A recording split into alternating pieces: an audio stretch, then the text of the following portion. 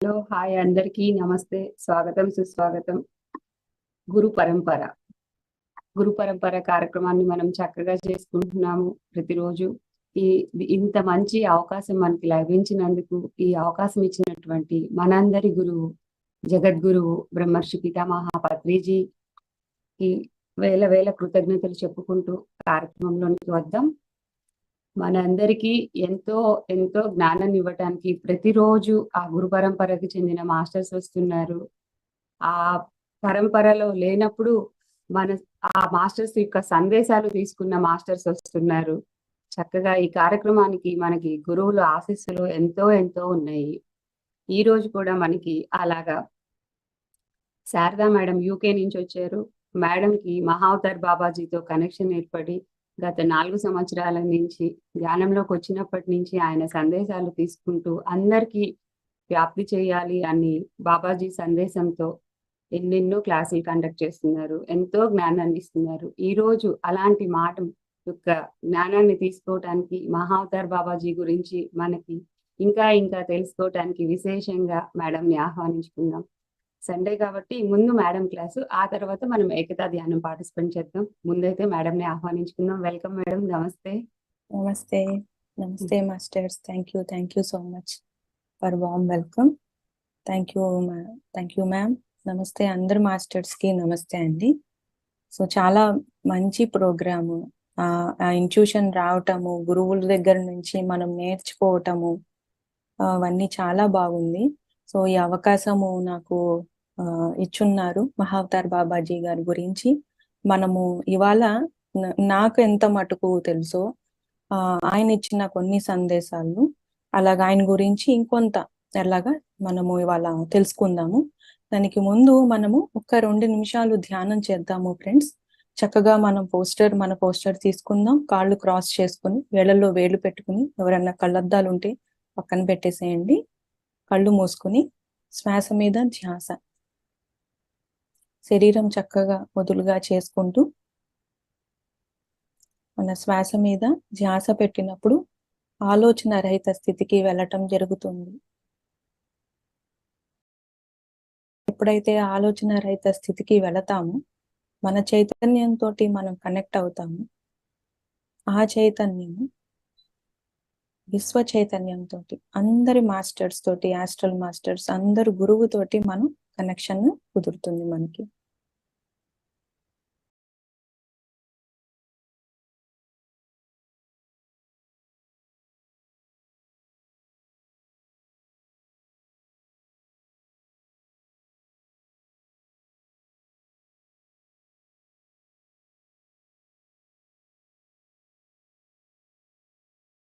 ఆలోచన వచ్చిన ప్రతిసారి మనకి శ్వాస మీద ధ్యాస.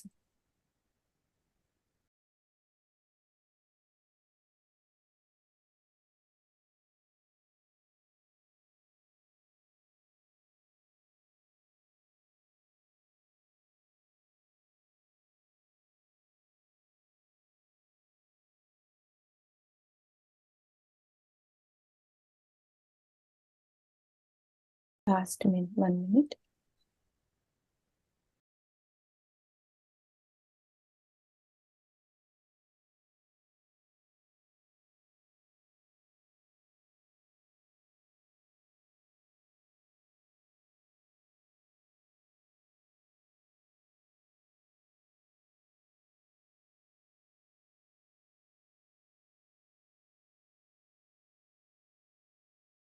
Last 10 seconds.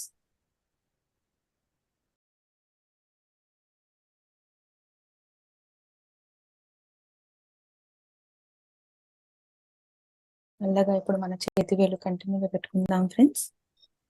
ఒక 5 సెకండ్లు. 5, 4, 3, 2, 1, 0. సో చక్కగా ఎప్పుడు రెడీ అయితే అప్పుడు కళ్ళు తెరుద్దాం. Thank you. So Mahavatar Babaji అందరికీ, మన ధ్యానులందరికీ బాగా మహావతార్ బాబాజీ బాగా సుప్రసిద్ధులే. అంటే ఆయన అందరికీ ఆయన తెలుసు కదా. సో అలానే అందరిలో నేను కూడా ఒకదాన్ని. నాకు ఎలాగా అంటే ధ్యానంలోకి వచ్చిన తర్వాత ఆమ్, ఈ మహావతార్ బాబాజీ అసలు ముందు పత్రి సార్ కూడా ఐడియా లేరు నాకు ధ్యానంలోకి వచ్చినప్పుడు. ధ్యానం చేసుకుంటున్నా అంతే. తర్వాత ఒక 6 నెలలకి మహావతార్ బాబాజీ కనెక్ట్ అవటం జరిగిందనమాట. ఆయన కనెక్ట్ అవటము అంటే ఆయన ముందు నేను నమ్మలేదు ఆయన్ని. నమ్మపోయేసరికి తర్వాత మెల్లమెల్లగా కళల్లో ఆయన రావటము, ధ్యానంలో ఆయన విజన్స్ రావటము, ఆయన రావటము, నిన్ను నువ్వు నమ్ము, నన్ను నమ్ము అనుకుంటూ నీకు సందేశాలు ఇస్తాను. ఈ సందేశాలు అంటే ఈ మెసేజెస్ అంటే సందేశాలు అంటే జ్ఞానం అన్నమాట. ఇదంతా నువ్వు తీసుకుని వెళ్ళాలి అని చెప్పేవారు. కొన్ని నెలలు అంటే చాలా రోజులు పట్టింది ఆయన నేను నమ్మటానికి. ఎందుకు నమ్మట్లేదు? ఇది అందరికీ ఉంటుంది, మన మీద మనకి నమ్మకం అనేది. నాకు మొదట్లోదే ఉండేదే అదొక పెద్ద హర్డిల్ అన్నమాట. నా మీద నాకు నమ్మకం. వచ్చి నేను 6 నెలలు కూడా కాలేదు, మహావతార్ బాబాజీ ఎలా కనెక్ట్ అవుతారు అని అదొక డౌట్ అన్నమాట. చాలా సీనియర్ మాస్టర్స్, చాలా ఏళ్ళు ధ్యానంలో ఉన్న వాళ్ళకి మాత్రమే మాస్టర్స్ కనెక్ట్ అవుతారు అనేది నాకుండేది. అదొక మిత్ అన్నమాట. అంటే అదొక అపోహ అట్లాగా ఉండేది. సీనియర్ వాళ్ళకే ఉంటుంది, అసలు ఆయన ఎందుకు నాతో కనెక్ట్ అవ్వాలి, ఇలా చాలా క్వశ్చన్స్ వచ్చేవి. సో డ్రీమ్స్ లో ఆయన నువ్వు నేను సమానమే అంటే, ఇక్కడ నేనంటే మనం అందరం ఆయనకి సమానమే అన్నమాట. అది చెప్తున్నారు. నేను వేరు కాదు, ఇతరులు వేరు కాదు, అందరూ సమానమే ఆయన దృష్టిలో. సో ఆయన డ్రీమ్స్ లో ఒక రోజు కలలో ఆయన శరీరము అంతా మహావతార్ బాబాజీ కనిపిస్తా ఉంది, నా తల కనిపించింది అన్నమాట. బాగా భయం వేసేసింది, అడలిపోయాను. అట్లట్లాగా కలగంటాను, అట్లట్లా ఊహించుకుంటున్నాను నేను ఇదంతా అని. కానీ అది నిజమే, ఎదురుకుండా నేనే చూస్తున్నాను. ఇప్పుడన్నా నువ్వు నమ్ముతావా, నువ్వు నేను సమానమని అని అన్నారు ఆయన. సో అప్పుడు నాకు నమ్మకం కుదిరి, సరే మెల్లమెల్లగా ఆయన సందేశాలు, రోజుకొక సందేశం, రోజుకొక మెసేజ్, అలా ఇప్పటికీ ఒక 27 మెసేజెస్ వరకు ఆయన జ్ఞానం ఇచ్చున్నారు. సో మెల్లగా అవన్నీ సెషన్స్ లోకి షేర్ చేయటం అట్లాగా జరుగుతోంది. సో ఒక గురువు మెయిన్ కనెక్ట్ అవ్వాలి అంటే, గురువు కనెక్ట్ అవటం కాదు, మనము విశ్వంతోటి, మనము గురువులతోటి కనెక్ట్ అవ్వాలంటే ముందు ఉండాల్సింది మన పట్ల మనకి విశ్వాసం, మన మీద మనకి విశ్వాసం ఉండాలన్నమాట. మన ట్రస్ట్ ఉండాలి మన మీద. అలా అని ఓవర్ కాన్ఫిడెంట్ గా కూడా ఉండకూడదు, గమనించుకుంటూ ఉండాలి, ఎరుకతోటి ఉండాలి. సరే, ఇప్పుడు మహావతార్ బాబాజీ ఆయన గురించి మెల్లగా వద్దాం. సో మహావతార్ బాబాజీ ఆయన జననం గురించి, ఆయన పొట్టు పూర్వకాలు అంటే ఆయన ఫ్యామిలీయా లేకపోతే ఏంటి, ఆ ఇన్ఫర్మేషన్ అంతా ఏ పుస్తకాల్లో కూడాను ఎక్కడా కూడా నిక్షిప్తం కాలేదు, అంటే ఎక్కడ కూడా వ్రాయబడలేదు అని పరమహంస యోగానంద గారు రాశారనమాట ఆయన బుక్ లో. ఆయన చాలా గుప్తంగా ఉంచుకున్నారు. అంటే ఆయనకి ఎప్పుడు కూడా గురువులకి గొప్ప చెప్పుకోవటం, నేను ఇది అని చెప్పుకోవటం అనేది ఉండదు. వాళ్ళ పర్సనల్ విషయాలన్నీ కూడాను వాళ్ళ పర్సనల్ అంటే అదేదో చెప్పకూడనిది కాదు. పర్సనల్ మనం ఎట్లాగా అనుకుంటాము, మన దృష్టిలో పర్సనల్ అంటే అదేదో సీక్రెట్, చెప్పకూడదు అని అనుకుంటాం. కానీ గురువుల దృష్టిలో వాళ్ళ పర్సనల్ అంటే ఇతరులకి అవసరం లేదు వాళ్ళ గురించి. అంటే పుట్టటము, ఈ ఫ్యామిలీ అంటే వాటి గురించి అవసరం లేదు కాబట్టి వాళ్ళు ఇన్ఫర్మేషన్ ఇవ్వరు. అంటే అవసరం ఉన్నట్టుకు మట్టుకే మాట్లాడతారు. సో గురువుల దగ్గర నుంచి మనము నేర్చుకోవాల్సింది ఏంటి అంటే, ఏది అవసరమో అది మట్టుకు మనం మాట్లాడటము. సో ఆయన పుట్టటం గురించి కానీ ఆయన ఫ్యామిలీది ఏమి ఎక్కడా కూడా రాసి లేదు. కాకపోతే అంతసేపు ఆయన సాధన, ఆయన జ్ఞానము అంతా స్ప్రెడ్ చేయడంలోనే ఉందన్నమాట ఆయనకి. అలా ఆయన నుంచి వచ్చిన పరంపర ఎవరు అంటే అక్కడ మహావతార్ బాబాజీ, నెక్స్ట్ తర్వాత శ్రీ లాహరి మహాశయ, నెక్స్ట్ దాని తర్వాత శ్రీ యుక్తేశ్వర గిరి గారు, నెక్స్ట్ పరమహంస యోగానంద గారు. పరమహంస యోగానంద గారి దగ్గర నుంచి ఇంకా వెస్టర్న్ మాస్టర్స్ అందరూ చాలా మంది వచ్చారనమాట మహావతార్ బాబాజీ దాంట్లో, శిష్యులు అట్లాగా.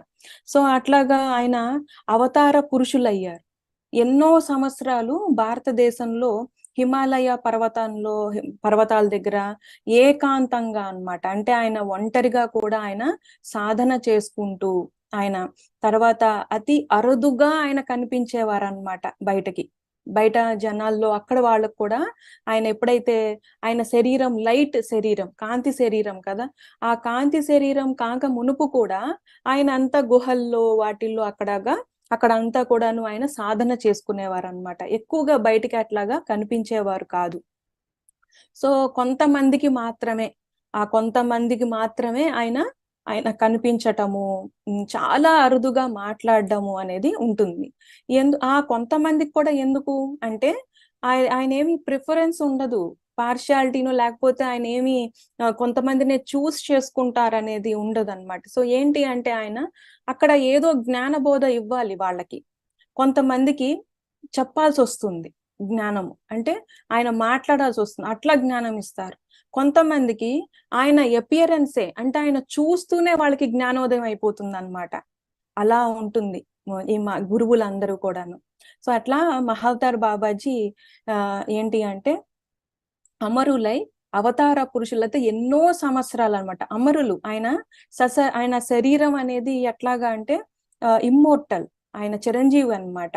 ఆయన శరీరాన్ని అలా కాంతి శరీరంగా చేసుకున్నారు ఆయన సాధనతోటి.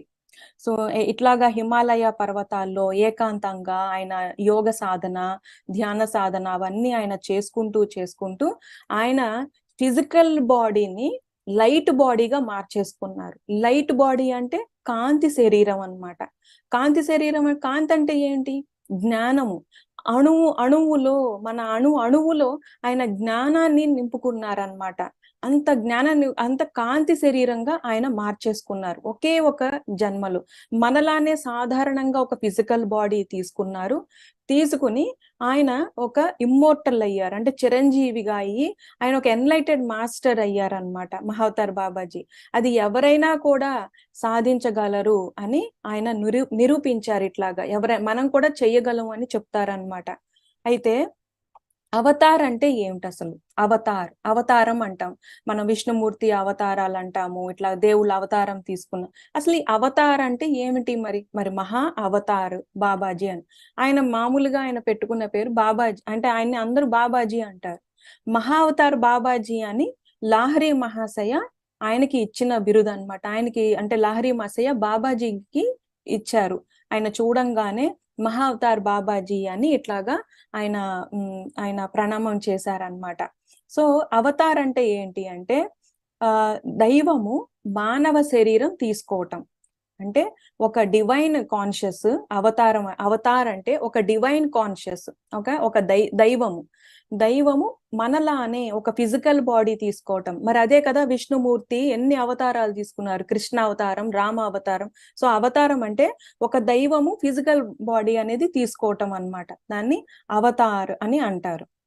మరి మహా అవతారు అనేది ఏంటంటే గ్రేట్ ఇన్కార్నేషన్, ఇంకా గొప్ప ఒక జన్మ అన్నమాట, అట్లాగా తీసుకోవటం అని.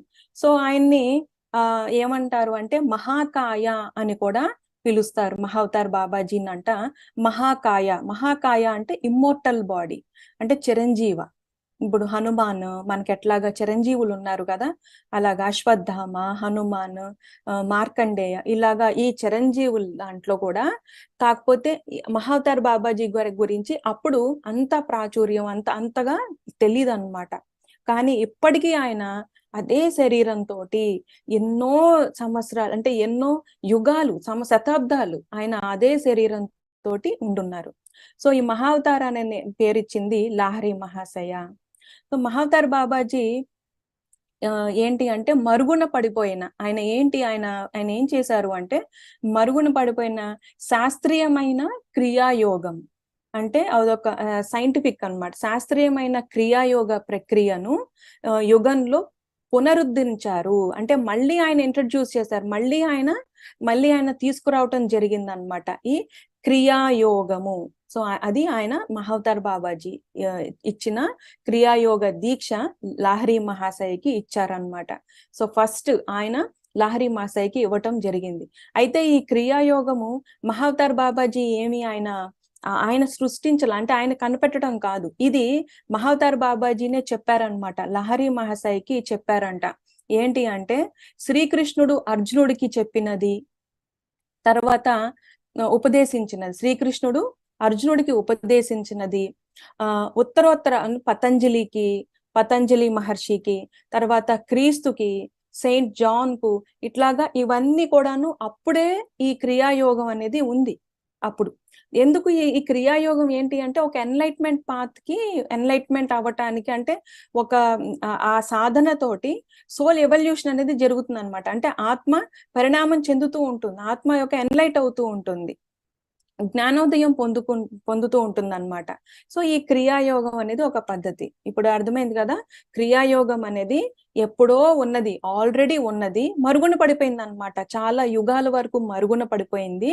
ఆయన మహావతార్ బాబాజీ ఏం చేశారు, ఇక లహరి మహాశయకి ఉపదేశం చేయటం జరిగింది. అంటే ఆయనకి మళ్ళా తిరిగి ఆయన శిష్యుడే లహరి మహాశయ. అప్పుడు ఒకానొకప్పుడు మహావతార్ బాబాజీ శిష్యులు అనమాట ఆయన. కానీ ఆయన మళ్ళా ఇట్లాగా మనలాగా సంసార జీవనంలో ఉంటూ ఆ జీవనం సాగిస్తూ ఆయన ఈ క్రియాయోగం ఉపదేశం తీసుకున్నాక ఆయన కూడా ఒక ఎన్లైటెడ్ మాస్టర్ అయ్యారనమాట ఆయన సాధనతోటి.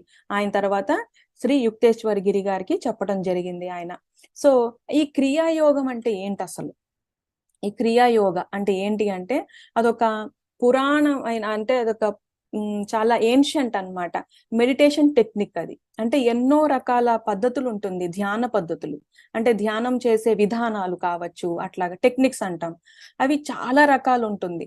మనము చూసుకున్నట్టయితే శివుడు పార్వతీ మాతకి చెప్పుంటారు అక్కడ 112 or నాకు కరెక్ట్ నెంబర్ ఐడియా లేదు, కానీ 100+ మెడిటేషన్ టెక్నిక్స్ ఉన్నాయి అని చెప్తారనమాట. సో అట్లా ఏంటి అంటే దాంట్లో ఒకానొకటి క్రియాయోగం. సో ఈ క్రియాయోగంలో ఏం చేస్తారు అంటే వాళ్ళకి ప్రాణాయామం అంటే బ్రెత్ టెక్నిక్స్ అనేది ఉంటుంది, బ్రెత్ వర్క్ చేస్తారు. అంటే ఈ శ్వాసని ఉపయోగిస్తూ శ్వాస ద్వారా మంత్రం ఉంటుంది, మంత్ర చాంటింగ్ ఉంటుంది. అంటే వాళ్ళు మంత్రాన్ని ఉచ్చరిస్తూ ఉంటారు, దీంతో పాటు ముద్రలు వేస్తూ ఉంటారు. అంటే ఇవన్నీ ఈ ప్రక్రియ, శ్వాస ప్రక్రియ జరుగుతూనే లోపల మంత్రం అనేది జరుగుతూ ఉంటుంది, అంటే చాంటింగ్ అనేది జరుగుతూ ఉంటుంది. ఈలోగా చేతులు వాళ్ళు ముద్రలు అనేది చేస్తూ ఉంటారన్నమాట. ముద్రాస్ అంటే గెస్చర్స్, అంటే ఇట్లా చేసుకుంటాం కదా ముద్రలు. సో ఇది ఎందుకు, ఈ పద్ధతి ఎందుకు ఈ క్రియాయోగం ఏంటి అంటే స్పిరిచువల్ గ్రోత్ కి, మన ఆధ్యాత్మిక ఉన్నతికి, తర్వాత హ్యూమన్ అంటే ఒక ఆత్మ వచ్చిన తర్వాత, పుట్టిన తర్వాత మళ్ళా పూర్ణాత్మ అవ్వాలి కదా, మళ్ళీ పూర్ణాత్మ అవ్వాలి అంటే ఒక క్రియేటర్ అవ్వాలి, మనం సృష్టికర్తలం అవ్వాలి మనం. సో అలా అవ్వటానికి ఏంటి అంటే ఈ క్రియాయోగం అనేది ఉంటుంది, ఈ క్రియాయోగ ప్రక్రియ అనేది ఇవ్వబడింది అనమాట అప్పుడు ఆ కాలంలో. సో ఇదే నేను క్వశ్చన్ మహావతార్ బాబాజీ కనెక్ట్ అయినప్పుడు అడుగున్నాను, మీరు క్రియాయోగం సాధన చేశారు, మరి ఇప్పుడు మేము చేసేది బ్రెత్ మెడిటేషన్, అంటే శ్వాస మీద మేము ధ్యాస పెడుతున్నాం, ఆనాపాన సతి మనం చేసేది కదా, మరి మీరు అది చేసుకుని ఎన్లైట్ అయ్యారు, మేము ఇది చేస్తున్నాము, ఇప్పుడు నాకు నేర్పిస్తారా ఏంటంటే నేను ఇది మాత్రం ఆనాపాన సతి మాత్రం నేను మానను, నాకు ఇదే ఉంటుంది, ఇప్పుడు క్రియాయోగం నేను నేర్చుకోవాలా, క్రియా ప్రక్రియ అన్నప్పుడు మహావతార్ బాబాజీ ఏం చెప్పారు అంటే చాలా క్లియర్ గా చెప్పారనమాట. అవసరం లేదు క్రియాయోగం నేర్చుకోవటం, కంపల్సరీ లేదు. ఓకే, మహావతార్ బాబాజీ కనెక్ట్ అవ్వాలన్నా ఇలా క్రియాయోగం నేర్చుకోవాలేమో అని అస్సలు లేదు, ఇది ఆయనగా చెప్పారనమాట. ఇది పోను ఏంటి అంటే యుగాలు ఇలాగా దశాబ్దాలు మారే కొద్దీ, రోజులు మారే కొద్దీ ఈజీ చేసేసారనమాట మనకి మాస్టర్స్, హయ్యర్ మాస్టర్స్, గురువులు, ఋషులు. వాళ్ళు ఎప్పుడు ఎక్స్పెరిమెంట్స్ చేస్తూ ఉంటారు, ఋషులు ఎప్పుడు కూడాను. ఎందుకు ఎక్స్పెరిమెంట్స్ చేస్తారు? మన మానవాళికి హెల్ప్ చేయటానికి, మానవాళి ఒక సోల్ గ్రోత్ కి, ఆత్మ ఎదుగుదలకి హెల్ప్ చేయటంలో. ఎందుకు మానవాళికి హెల్ప్ చేసే వాళ్ళకి ఎందుకు ఆ పని? ఎందుకంటే ఎవరైతే పుట్టిన ప్రతి మానవుల్లో ఎన్లైట్ అయినప్పుడు ప్రతి ఒక్కళ్ళు భూమి అనేది ఆటోమేటిక్ గా షిఫ్ట్ జరుగుతుంది. సో భూమి షిఫ్ట్ జరగటం అంటే ఏంటి? భూమి మారటం 3D నుంచి 5Dకి, 5D నుంచి అట్లాగా మారటం అంటే ఏంటి అంటే భూమి మీద ఉన్న ప్రతి వ్యక్తి ఎన్లైట్ అవ్వటం అన్నమాట. అలాగా జ్ఞానం పొందటం. ఆ జ్ఞానం పొందటానికి ఋషులు, మునులు, ఎప్పుడు గురువులు అందరూ ప్రయత్నిస్తూనే ఉంటారు. సో ఇప్పుడు మహావతార్ బాబాజీ ఏం చెప్పారు అంటే కఠిన ప్రక్రియలు, కఠిన సాధనలు ఇప్పుడు అవసరం లేదు. సింపుల్ గా మనం చేసే ఆనాపానసతి, మీరు చేసే ఏదైతే బ్రెత్ మెడిటేషన్ ఉంటుందో, ఆ శ్వాస మీద ధ్యాస పెట్టడం, అది చాలు ఎన్లైట్ అవ్వటానికి అని అన్నారు. అంటే ఇట్లాగా మనం జ్ఞానోదయము, మన ఆత్మ జ్ఞానోదయం అవ్వటానికి ఈ సింపుల్ మెథడ్ చాలు అని అన్నారనమాట. సరిపోలా, మనకు వచ్చేసింది ఆన్సర్. సో ఎప్పుడైతే మనం శ్వాస మీద ధ్యాస పెడతామో ఆటోమేటిక్ గా, ఎప్పుడైతే ఇవన్నీ ఎందుకు, ఈ ప్రక్రియలన్నీ ఎందుకు, ఈ క్రియాయోగంలో ఏం జరుగుతుంది, ఆ మంత్ర సాధన, శ్వాస మీద మళ్ళా వాళ్ళు ఒక్కొక్క బాడీ పార్ట్ ని పట్టుకుని, అంటే శ్వాసతోటి ఒక్కొక్క ఆర్గాన్ కనెక్ట్ అవుతూ ఉంటారన్నమాట. అయ్యి అక్కడ బిగించటము చేయటము అన్ని అప్పుడు కఠినంగా అంత సాధన అట్లా ఉండేది. ఇప్పుడు ఈజీ చేశారు. ఎందుకు ఈజీ చేశారు, అది కూడా డౌట్ రావాలి కదా. ఎందుకు ఈజీ చేశారు? కఠినంగా ఉంటే ఎవరు చాలా తక్కువ మంది వస్తారు, ఎవరు అంతే తొందరగా ముందుకు రారు. కఠినంగా ఉంటే ఇన్ని పరీక్ష అంటే ఇంత రెస్ట్రిక్షన్స్ ఉన్నప్పుడు, భోజనము ఇది, ఫ్యామిలీస్, మనందరము మధ్య మార్గం, అందుకనే కదా ఫ్యామిలీ ఉన్న వాళ్ళం, సంసారంలో మనం. అలా ఉన్నప్పుడు ఈ ఈ ఈ పర్టికులర్ గా ఇంత కఠినంగా మనము నేర్చుకోవాలి అంటే ఫ్యామిలీని విడిచి వెళ్ళాలా, అదొక క్వశ్చన్. అలా ఫ్యామిలీని విడిచి వెళ్ళిన వాళ్ళు ఎవరు మళ్ళీ ఎన్లైట్ కాదు, మళ్ళా ఫ్యామిలీలో జన్మ తీసుకోవాల్సిందే. అందరూ అంతే. అదే చేశారు. అంటే విశ్వామిత్రుడికి ఆయన విష్ణుమూర్తి, నువ్వు ఫ్యామిలీలో రావాలి, వచ్చిన తర్వాతే నీకు ఎన్లైట్మెంట్ అనేది అవుతుంది అని అప్పుడు ఆ ఆ యొక్క మేనగని అట్లాగా పంపించడం జరిగిందనమాట. సో అట్లాగా మనం ఫ్యామిలీలో ఉంటూనే మనం ఎన్లైట్ అవ్వాలి. సో దానికి ఏంటంటే చాలా ఈజీగా మనం ఎక్కడంటే అక్కడ సులువుగా చేసుకునే పద్ధతి. Thanks to Patri sir. So Patri sir తీసుకుని వచ్చారు ఆనాపానసతి, అది మనకి చాలు అని బాబాజీయే చెప్పున్నారనమాట. అది మనకు చాలు కాదు, అదే గొప్పది ఈ టైంలో. ఓకే, సో అది అట్లా అలా నాకు డౌట్ అనేది క్లియర్ అయ్యింది. అయితే ఇప్పుడు ఆయన వర్క్ ఏంటి, మరి ఇక్కడ ఏం చేస్తున్నారు, మరి మహావతార్ బాబాజీ వర్క్ ఏంటి? ప్రతి ఒక్కరికి ఒక వర్క్ ఉంటుంది. మనకి ఎట్లా ఉంటుందో సోల్ పర్పస్, ప్రతి ఒక్క గురువుకి ప్రతి ఒక్కరికి కూడాను వచ్చినందుకు వాళ్ళ వర్క్ ఉంటుందన్నమాట. మదర్ ఎర్త్ ని, అంటే భూమాత ఒక ఎవల్యూషన్ కి, భూమాత ఒక ఫ్రీక్వెన్సీని పెంచటానికి, ప్రతి మానవులకి జ్ఞానం ఇవ్వటానికి ఆయన ఉన్నారు, రెడీగా ఉన్నారనమాట. పుచ్చుకోవటానికి మనం సిద్ధంగా ఉండాలి. ఒక సోల్ ఎన్లైటైన్మెంట్ కి అన్నమాట ఆయన ఇచ్చేది. సోల్ ఎన్లైటన్ అవ్వాలంటే, అంటే జ్ఞానోదయం అవ్వాలి అన్నప్పుడు జ్ఞానం అనేది ఇవ్వాలి కదా వాళ్ళకి. సో ఆ జ్ఞానం ఇవ్వటానికి, ప్రతి ఒక్క మానవాళికి జ్ఞానం ఇవ్వటానికి బాబాజీ వర్క్ అన్నమాట అది. సో ఇతర అవతార పురుషులు మన చరిత్రలో ప్రసిద్ధికి ఎక్కిన ప్రముఖులైన మహా సంఘటనలు కాక కొన్ని శతాబ్దాల తరబడి నినాదంగా ఇలాగ సాగే మానవ పరిమాణాత్మక ప్రగతి కోసము ఆయన ఇలాగా మానవ పరిణామాత్మక ప్రగతి కోసము సంబంధించిన పని ఆయన చేస్తూ ఉంటారనమాట. అంటే ఏంటి అంటే మన పరిణామాలు, మన సోల్ ఎవల్యూషన్ కి, ప్రతి మానవుడు ఒక ఎవల్యూషన్ కి ఆయన చేస్తూ ఉంటారు. సో బాబాజీ ఏంటి అంటే ఆయన మాట్లాడేది ఏంటి, ఆ భాష మనకి జనరల్ గా హిందీ అంటారు. నార్త్ ఇండియాలో ఆయన ఎక్కువగా సంచరించున్నారు, కానీ ఆయనకు అన్ని భాషలు తెలుసు. మరి ఎన్లైటెడ్ మాస్టర్, మరి ఆయనకు అన్ని భాషలు తెలుసు కదా. మనం మాట్లాడి ఏమి భాష లేకపోయినా మనస్సుతో భాష కూడా ఆయనకి తెలుసు. మన ఆలోచనతో కూడాను అట్లాగా మనకి కనెక్ట్ అయిపోతారనమాట, అంత ఈజీగా. సో అట్లాగా ఆయనకి అట్లాగా భాషా భేదం అనేది లేదు ఆయనకి. సో ఆయన ఏంటి అంటే మహాయోగి. ఆయనకి కొన్ని పేర్లు ఉన్నాయంట. ఏంటంటే లాహిరి మహాశయ శిష్యులు కొంతమంది ఆయనకి గౌరవంగా కొన్ని బిరుదులు ఇచ్చారు అని అన్నారు. ఏంటి అంటే మహాముని బాబాజీ, మహారాజ్ అని, తర్వాత మహాయోగి అంటే యోగులందరిలోకి గొప్పవారు అని మహాయోగి అని, త్రయంబక బాబా అని, లేదా శివ బాబా అని. సో శివ అవతారమే అని అంటే ఏంటి అంటే ఇక్కడ ఆయన శివ కాన్షియస్నెస్ అన్నమాట. ఆయన శివుడి యొక్క చైతన్యం. ఇది అలాగా నాకు కూడా అనుభవం ఉంది. ఒకసారి ఎట్లాగంటే మహావతార్ బాబాజీ అక్కడ కూర్చుని ఉన్నారు. ఇదంతా విజన్ లో అన్నమాట. కూర్చుని ఉన్నప్పుడు వెనకాల చాలా పెద్దగా శివుడి ముఖం కనిపిస్తా ఉంది. చాలా బాగుంది అన్నమాట. ఎందుకు శివుడు ఉన్నారు, ఏంటి అది అని అర్థం అడిగినప్పుడు నేను శివుడి యొక్క కాన్షియస్నెస్, అంటే ఆయన చైతన్యము నేను అని అన్నారు. అంటే శివుడు ఒక చైతన్యము మహావతార్ బాబాజీ కింద ఆయన తీసుకోవటం జరిగింది. అంటే మనకు అందరికి ఒక పూర్ణాత్మ ఉంటారు కదా, ఒక పూర్ణాత్మ ఉంటారు. సో ఆయనకి శివుడి కాన్షియస్నెస్ అన్నమాట. అని అలా బర్త్ తీసుకుని అలా జన్మ తీసుకున్న ఆయన ఒక పూర్ణాత్మ అయిపోయారు. ఇప్పుడు మన మాస్టర్స్ లో అంటే ఇక్కడ మన దాంట్లో బాబాజీ కాన్షియస్ తోటి జన్మ తీసుకున్న వారు కొంతమంది మాస్టర్స్ చాలా మంది ఉన్నారు. అంటే బాబాజీ పూర్ణాత్మ అన్నమాట వాళ్ళకి. సో అలా ఆయన ఎలాగైతే మనల్ని పత్రిసార్ అంటారో మీరు సృష్టికర్తలు అవ్వాలి, మీరు ఇట్లా అవ్వాలి అని, మనం కూడా భగవంతును, మనం కూడా అలాగా డివైన్, మనం కూడా అలాగా దేవుళ్ళు అవ్వాలి ఎట్లాగా అని అంటారో, అలానే ఆయన అయ్యారు. ఆయన జన్మ తీసుకుని ఆయన ఒక క్రియేటర్ అయ్యారు. క్రియేటర్ అయ్యి ఆయన నుంచి అంశాత్మలు విడుదల చేశారు. అలా మనలో కూడాను చాలా మంది మాస్టర్స్ లో నాకు ఒకళ్ళు తెలుసు అట్లాగా వాళ్ళ హయ్యర్ కాన్షియస్నెస్ అంటే వాళ్ళ పూర్ణాత్మ మహావతార్ బాబాజీ అన్నమాట. సో అలాగా ఆయన శివుడి ఒక కాన్షియస్నెస్ అని చెప్పి అట్లా కూడా అన్నారనమాట. ఇప్పుడు బాబాజీ సాధన ఏంటి మరి, అట్లాగా ఆయన సాధన మరి అదే కదా, ఒక గురువుని ఫాలో అవటం అంటే గుడ్డిగా మనము పూజలు చేసేయటము, వాళ్ళని అట్లాగా దండాలు పెట్టేసేయటము, వాళ్ళ ఫోటోని పెట్టేసుకోవటం ఇంట్లో, అవి కాదు.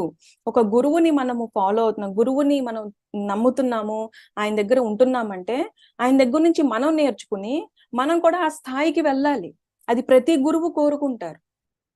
ప్రతి గురువు కోరుకునేది, శిష్యుడి నుంచి ఆశించేది ఇదే. ఒక మంచి ఎన్లైటెడ్ గురువు అయితే అంటే ఒక మంచి అభిప్రాయాలు అట్లాగా ఉన్న, ఒక స్వార్థం లేని అట్లాగా ఉన్నవారినే గురువులు. వాళ్ళు శిష్యుల్ని ఎంతసేపు సాధన చేస్తూ వాళ్ళు తమకంటే ఎక్కువ అవ్వాలి, తమకంటే ఇంకా ఉన్నతి స్థాయిలో ఉండాలని కోరుకుంటారు గురువులందరూ. ఇదే మహావతార్ బాబాజీ కూడా అన్నమాట. మరి ఆయన సాధన ఎట్లాగా, మరి ఆయన క్రియేటర్ అయ్యారు, మనం కూడా క్రియేటర్ అవ్వాలి కదా. అవ్వాలన్నప్పుడు ఎలా చేశారు సాధన అని ఆయన కొన్ని చెప్పున్నారనమాట. ఏంటి అంటే ఆయన ఫిజికల్ బాడీని ఎట్లాగా లైట్ బాడీ చేసేసారో ఇలా ఇది చెప్పారు ఒకసారి. ఏంటి అంటే, నాకు నువ్వు నీ ఫిజికల్ అంటే నువ్వు లైట్ బాడీ అయిపోవాలి అని అన్నారు. నాకు అప్పుడు అంతగా ఆలోచించి జ్ఞానం లేదు. లైట్ బాడీ అంటే ఏంటి, బరువు తక్కువగా ఉండటం నేను అర్థం చేసుకున్నాను. నాకు అంతగా ఐడియా లేక, ఓకే నన్ను బరువు తగ్గేలా నేను ఇంకా లైట్ అవ్వాలా, ఎందుకు అట్లా అంటున్నారు అంటే నేను ఏం తినడం మానేయాలి ఇట్లాగా అనుకున్నప్పుడు ఆయన చెప్పారనమాట, లైట్ బాడీ అంటే బరువు సంబంధించి కాదు, ఫిజికల్ బాడీ కాదు. లైట్ బాడీ అంటే జ్ఞానము. నీ అణువుల్లో, ప్రతి అణువులో, అంటే మన అణువుల్లో మెమరీ ఉంటుంది, మన సెల్ కి మెమరీ ఉంటుంది. సో ఈ సెల్ అనేది అంటే మనం తీసుకున్న జ్ఞానము కేవలం ఆత్మకి కాదు, మన శరీరానికి కూడా వెళ్తుంది జ్ఞానము. మన శరీరంలో అణువు ప్రతి అణువులోకి ఆ జ్ఞానం వెళ్తుంది. ఆయన అట్లా అన్నారనమాట. లైట్ బాడీ కావటం అంటే ఇక్కడ నేను ఒక్కదాన్నే కాదు, మనం అందరం కూడా అంత జ్ఞానము తీసుకోవాలన్నమాట. అంత జ్ఞానము తీసుకుంటూ సాధన నిరంతరము ప్రాక్టీస్ అనేది ఉండాలి, బ్రేక్ లేకుండా, డెడికేషన్ తోటి. ఆయన చేసింది అదే, ఆయన స్పెషల్ గా చేసింది ఏమీ లేదు.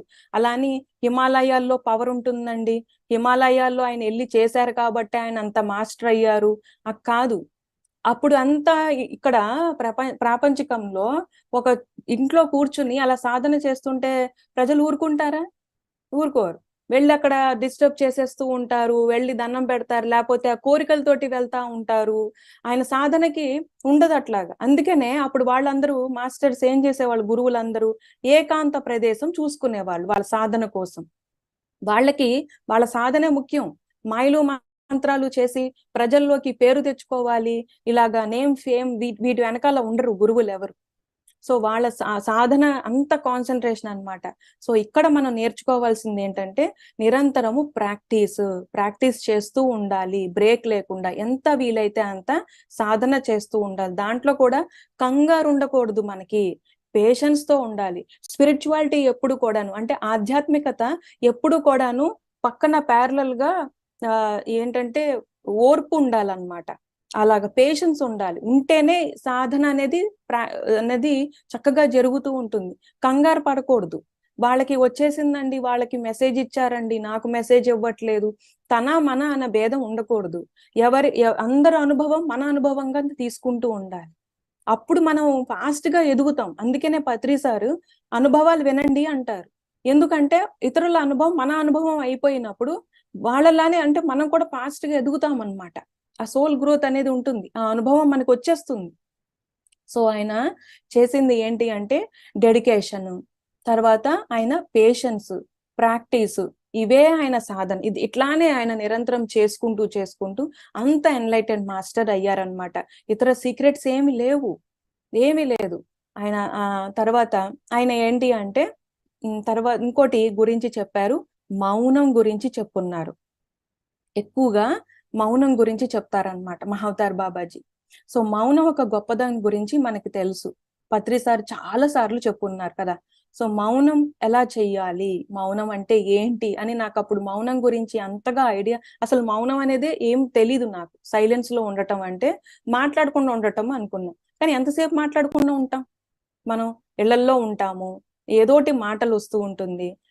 మనకి ఇంట్లో బహుశా అందరూ ధ్యానులు కాకపోవచ్చు, ఈ మార్గంలో ఉండకపోవచ్చు, పిల్లలు ఉంటారు, బయట నుంచి కూరగాయలు ఏవో మనకి పనులు ఉంటాయి. మరి ఎట్లాగా మౌనము అన్నప్పుడు నాకు ఆయన నువ్వు 21 రోజులు మౌనం చెయ్యాలి అన్నారు. నాకు ఈ డౌట్లన్నీ వచ్చేసినాయి ఒకేసారి. ఎట్లా సాధ్యం అవుతుంది, మీరు చెప్తున్నారు నేను మౌనం చెయ్యాలి అంటే అన్నప్పుడు ఆయన చెప్పింది కొన్ని ఎట్లా మనం చెయ్యాలి అని చెప్పారనమాట. ఎందుకంటే ఎప్పుడైతే మనం మౌనం చేస్తామో అప్పుడు తీసుకున్న జ్ఞానము పూర్తిగా లోపలికి మనం తీసుకోగలుగుతాము, అర్థం చేసుకోగలుగుతాము.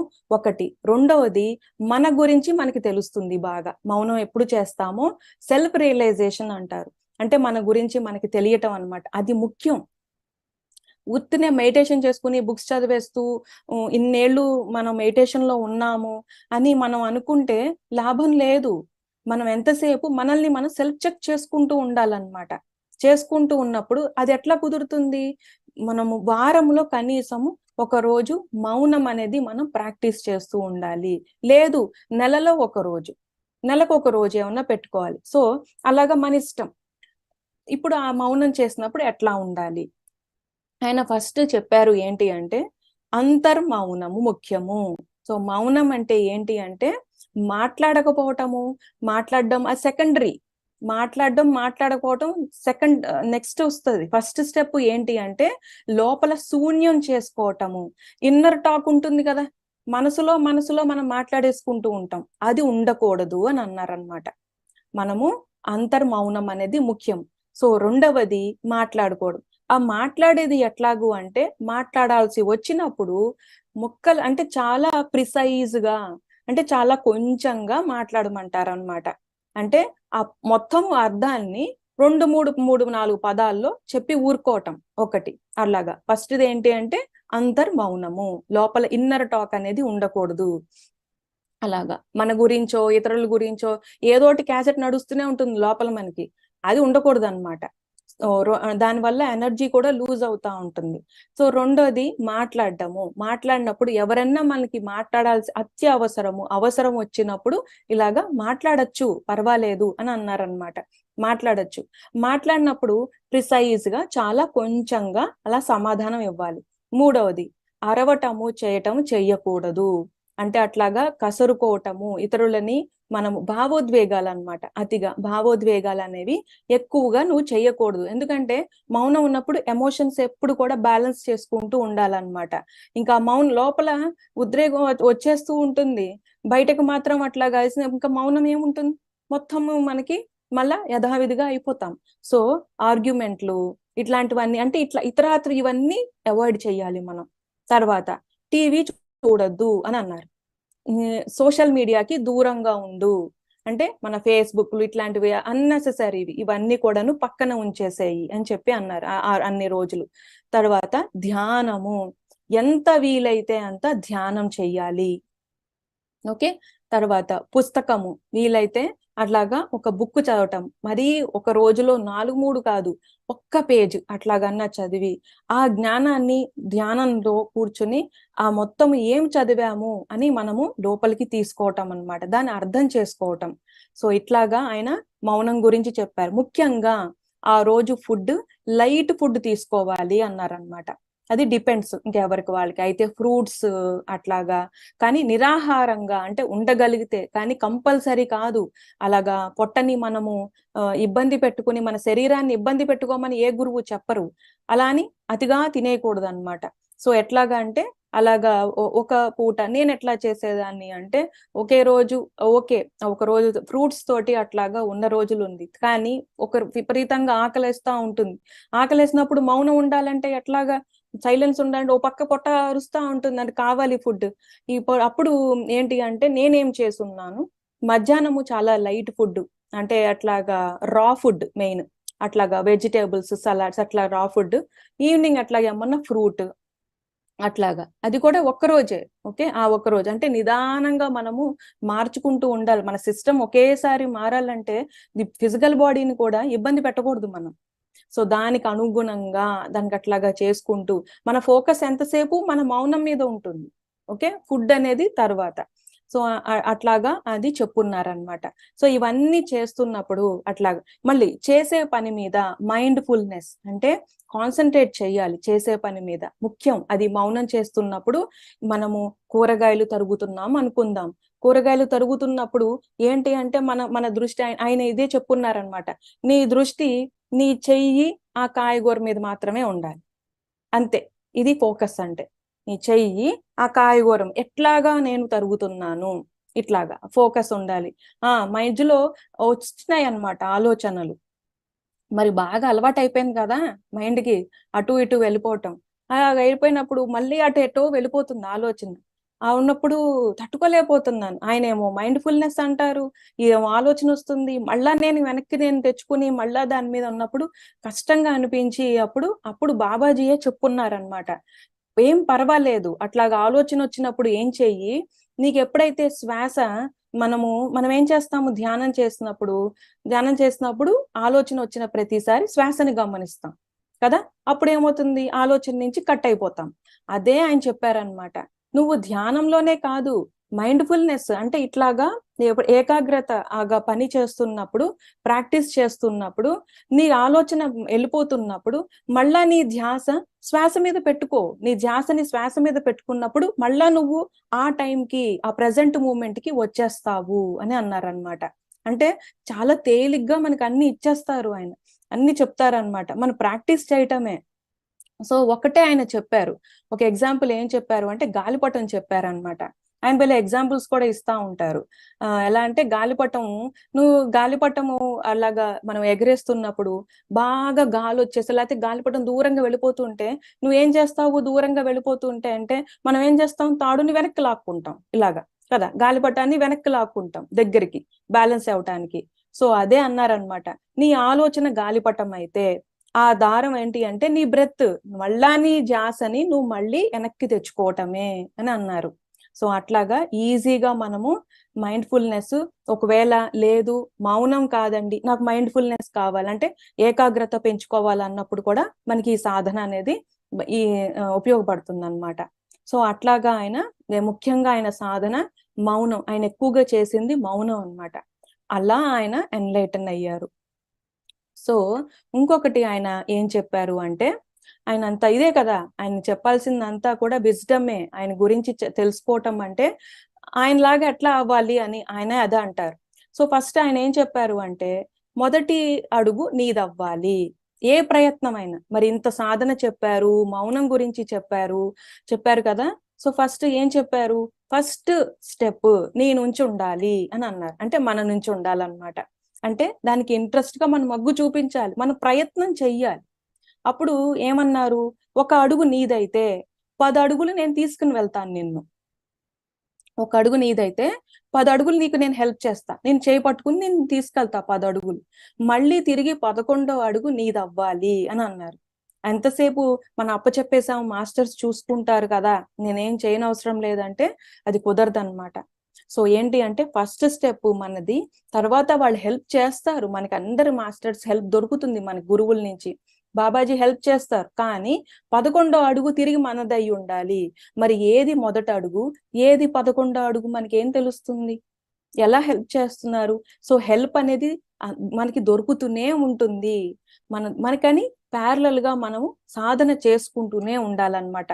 మనం చేసుకున్న కొద్దీ ఏంటంటే మనకి గురువులు హెల్ప్ చేస్తూ ఉంటారు. అది ఆయన ఉద్దేశము. సో ఇంకొకటి ఏంటి అంటే మహావతార్ బాబాజీ కానీ ఏ గురువు అయినా సరే వాళ్ళ మీద డిపెండ్ కానివ్వరు. ఎవరిని కూడాను డిపెండ్ కానివ్వరు. ఎంతసేపు వాళ్ళు ఇచ్చే మెసేజ్ నేను చెప్పిన మాటే విను అనేది ఉండదు, అస్సలు ఉండదు అనమాట. ఎందుకు ప్రతిసారి మనం ఇండిపెండెంట్ గా అవ్వాలని అనుకుంటారు అందరూ కూడాను గురువులు. అంటే మన సొంత అభిప్రాయాలు మనం సొంతగా ఆలోచించాలి, అప్పుడే కదా సృష్టికర్తలు అవుతాం.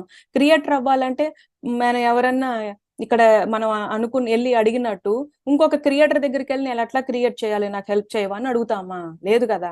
సో అట్లానే ఏంటి అంటే ఇండిపెండెంట్ అవ్వాలి అంటే మనం ఏం చెయ్యాలి, మనకంటూ ఇప్పటి నుంచే మనం ఆ ఇండిపెండెంట్ అనేది తీసుకోవాలంటే వాళ్ళు ఇచ్చే జ్ఞానము తీసుకుంటూ మనం ఎక్స్పెరిమెంట్స్ చేసుకుంటూ ఉండాలి. అంటే మన సాధన చేస్తూ ప్రతి అడుగు మనము వేస్తూ ఉన్నప్పుడు వాళ్ళ నుంచి మనకి అందుతూనే ఉంటుంది. పైగా వాళ్ళు ఎప్పుడు కూడా డిపెండ్ కానివ్వరు అనమాట. అలానే అందరు గురువులు అంటే దేవుళ్ళు కూడా అంతే. దేవుడి మీద భారం వేస్తామండి అని కూర్చుంటే ఎట్లాగా అవ్వదు కదా. ఇప్పుడు గాల్లో దీపం అంటారు, ఒక సామెత ఉంటుంది మనకి. గాల్లో దీపం పెట్టేసి దేవుడా నువ్వే ఆ దీపం రక్షించు అంటే గాలి వచ్చినప్పుడు దీపం అనేది కొండెక్కటం, దీపం ఇట్లాగా ఆడటం అనేది జరగటం కామన్. సో అట్లానే మనం కూడా మన ప్రయత్నం మనం చేస్తూ ఉన్నప్పుడు ఖచ్చితంగా మన బాబాజీ గాని అందరు గురువుల గురించి మనకి హెల్ప్ అనేది దొరుకుతుంది. సో ఇప్పుడు చాలా ఫేమస్ అయిన బాబాజీ ముద్ర గురించి మనం తెలుసుకుందాం. ఇది పత్రి సార్ దగ్గర నుంచి నేను తెలుసుకున్నాను. మనం వీడియోస్ కూడా మీరు చూడొచ్చు, కానీ ఇక్కడ బాబాజీ గారి గురించి చెప్తున్నాం కాబట్టి ఆ ముద్ర గురించి చెప్తున్నాను. సో పత్రి సారు వీడియో చూస్తున్నారు. ఏంటి బాబాజీ ముద్ర, మరి ఆయన క్రియాయోగం ఏంటి చెప్తున్నారు. ప్రతి ఒక్కళ్ళు కూడా ఇప్పుడు బుద్ధుడు కూర్చుంటారు, ఫోటోల్లో దేవుడు కొన్ని ముద్రలు ఉంటాయి, దానికి మీనింగ్ ఉంటుంది. ఆ ముద్రలకి ఆ మీనింగ్ తెలుసుకోకుండా మనము ఆ ముద్రలు పెట్టుకుని కూర్చోవటమో ధ్యానం ఏమన్నా చేస్తున్నామంటే దాని అర్థం తెలుసుకుని చేయటం అనేది ఇంపార్టెంట్. అది చెప్పున్నారు బాబాజీ. ఎప్పుడు నువ్వు దాని అర్థం తెలుసుకుని చెయ్యి, అప్పుడు నీకు అర్థం అవుతుంది. అది అంటే నీకు అది ఏంటి అని పూర్తిగా అర్థమై చేయటం వేరు, గుడ్డిగా చేసేయటం వేరు. ఇన్నాళ్ళు మనం మనం అంటే నేను చేసుకున్నవన్నీ భయంతోటో, పూజలు చేసిన భయంతోటో, ఏం చేసుకున్నా కూడా ఆ భయంతోటి చేస్తున్నాం. అంటే ఎవరో చెప్పున్నారు అట్లాగా. ఇప్పుడు ఏంటి అంటే చెప్పటం కాదు, అన్నది ఎందుకు అని ప్రశ్నించాలి మనం.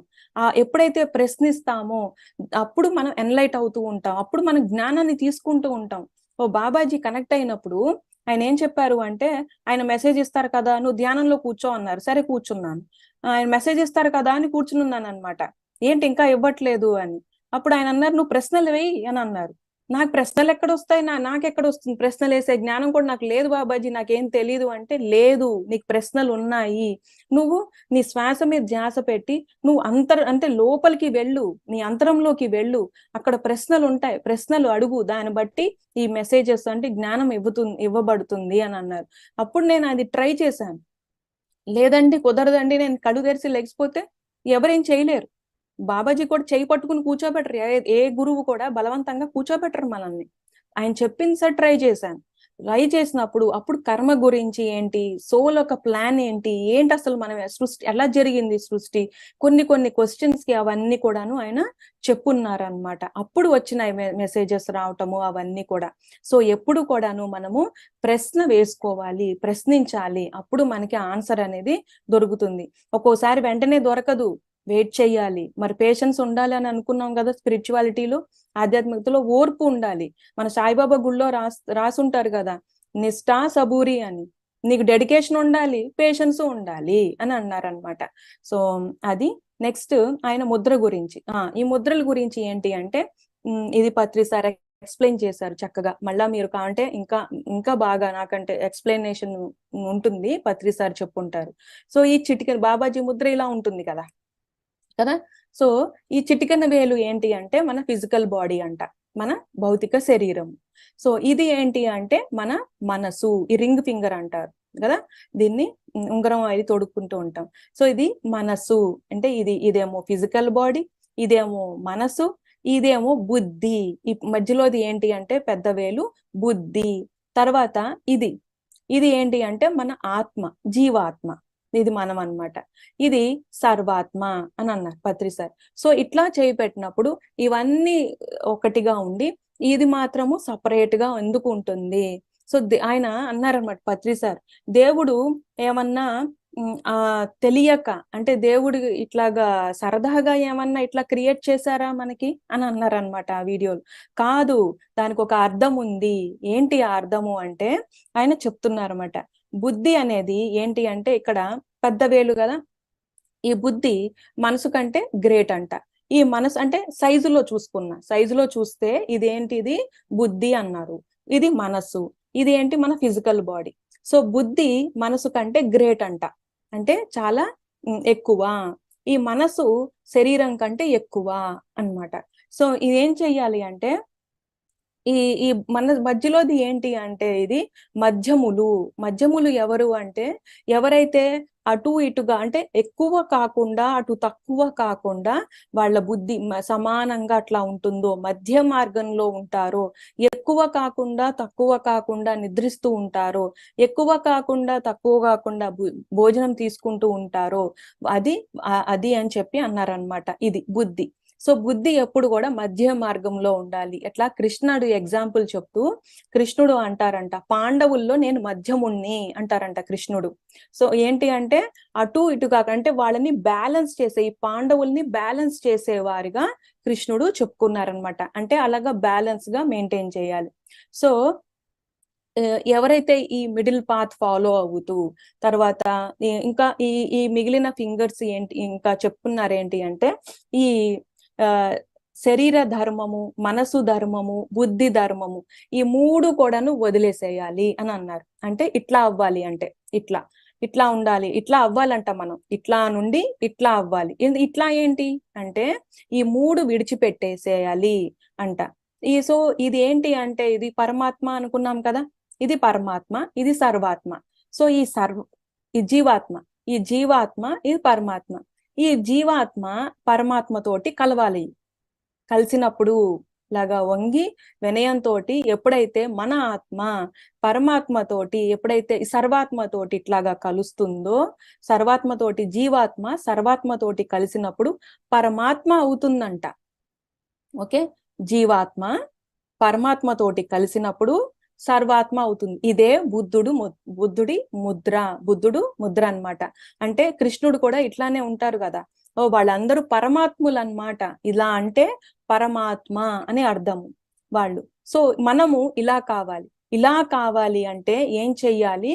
మన బుద్ధి మనసుని మనము ఈ సర్వాత్మకి సమర్పణ చేసేయాలంట. అంటే మనము సరెండర్ చేసేయాలంట. ఎప్పుడైతే సరెండర్ చేసేస్తామో శరీరానికి, ఎందుకు ఈ రెండు వేరుగా ఉన్నాయండి అంటే శరీరంలో మార్పులు లేదు, మార్పులు అనేవి చేసుకోవడానికి లేదు.